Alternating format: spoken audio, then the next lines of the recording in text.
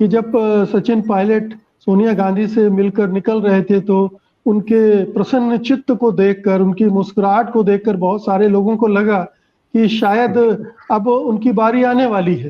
हालांकि बाकी कोई समीकरण सचिन पायलट के पक्ष में नहीं दिखता है। ये स्पष्ट तौर पर दिखता है जब 92 विधायक, बल्कि मैं कहता हूं अब पता नहीं सचिन के साथ कितने विधायक रह गए होंगे, जब इतने सारे विधायक का समर्थन आपके पास है ही नहीं, तो आपको बनाने का जोखिम हाईकमान क्यों लेगा? ये तो ऐसे समय में जब कांग्रेस इतने संकट से गुजर रही है तो एक और मूर्खता कही जाएगी।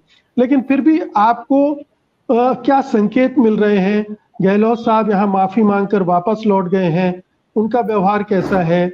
उनके समर्थक क्या सोच रहे हैं? मैं सबसे पहले मुकेश जी एक ट्वीट से चालू करूंगा जो अशोक गहलोत ने अभी भी ट्वीट करा है। मैं किसी भी पद पर रहूं, मैं राजस्थान का हूं, मारवाड़ का हूं, मैं उससे दूर कैसे हो सकता हूं? मेरी जिंदगी की अंतिम सांस तक मैं कहीं भी रहूं, उनकी सेवा करता रहूंगा। मैं बार बार कहता हूं, इसके मायने होते हैं। अब आप इस ट्वीट में ही देख लीजिए वो क्या बोल रहे हैं, इसके मायने होते हैं। इसका मतलब यह है, मुझे जो लगता है, जो सभा जी ने कहा, जो जावेद जी ने कहा, there has to be two things, there are two things now. One is cooling period, जो मैं परसों भी बोला था शो में आपके, there has to be cooling period. और कूलिंग पीरियड कितना होगा मुझे पता नहीं, ये बजट के बाद होगा, पर उसके बाद कोई नया सीएम बैठता है तो उसकी वैल्यू क्या होगी?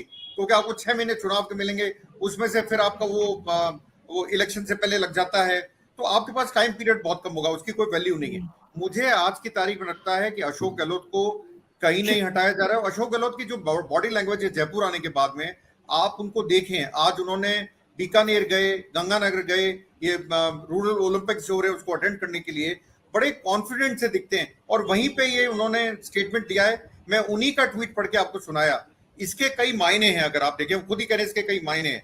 मुझे नहीं लगता अभी वो कहीं जा रहे हैं, वो यहीं रहेंगे। आपने एक बात बड़ी अच्छी बोली कि विधायक नहीं है, हम भी ये कहते हैं। ज्यादातर जो पॉलिटिकल एनालिस्ट है, हम उनसे पूछेंगे तो ये बोलेंगे सचिन पायलट बहुत आर्टिकुलेट है, बहुत इंटेलिजेंट है, बहुत नॉलेजेबल है, पर वो मार कहां खाते हैं, उनको विधायक सपोर्ट नहीं करते। इसी जगह आके गाड़ी सारी की सारी अटकती है। तो सचिन पायलट को कौन सपोर्ट करेगा? मैं कहता हूं 92 एमएलए की बात हो रही थी, 92 में से 15-20 हटा भी दीजिए तो भी 72, तो भी मेजोरिटी किसके साथ है? अशोक गहलोत के साथ है। क्या अशोक गहलोत का स्टेचर इतना छोटा है कि आप मत लगा दें? क्या अशोक गहलोत अमरिंदर सिंह है? नहीं है। अशोक गहलोत बहुत लॉयलिस्ट हैं to the Gandhis and the Congress. इतना आसान नहीं है। और मुझे लगता है जिस तरह से अभी सरकार चला रहे हैं प्रेजेंटली, पहली बात तो यह है मुकेश जी, हाथ लगाने की जरूरत ही क्या थी? इतना बखेड़ा करने की जरूरत ही क्या थी? जबरदस्ती के लिए इसको क्यों उठाया? सॉरी, उठाने के बाद में अजय माकन यहां स्टेटमेंट दे गए, उससे बात बढ़ी। फिर केसी वेणुगोपाल 48 घंटे का, क्या जरूरत थी उनको बोलने का? एक 2 लाइन का स्टेटमेंट देते, जो सोनिया जी डिसीजन लेंगे हम करेंगे। ये 48 घंटे क्या होते हैं? मेरे आज तक समझ में नहीं आया उनका स्टेटमेंट ऐसा क्यों आया, जिसने पूरा का पूरा बैफल कर दिया। लोगों को समझ में नहीं आ रहा, संशय हो रहा है। हाईकमान की तरफ से ये लाइन आई होगी, हो सकता है। मुझे लगता है हाईकमान की तरफ से आई नहीं आई, पर केसी वेणुगोपाल जरूर बोल गए। मुझे नहीं पता सर वहां से आई नहीं आई और क्या आई। क्या जरूरत थी 48 घंटे बोलने की? आप बोलते जो सोनिया गांधी डिसीजन लेंगी वो फाइनल होगा। अब 2 घंटे लोग वेट करते जा रहे हैं। इसमें प्रॉब्लम क्या आती है? गवर्नेंस में प्रॉब्लम आती है। यहाँ पे आपके सरकार के जो पेपर्स हैं, क्या वो मूव कर रहे हैं? नहीं कर रहे आज की तारीख में।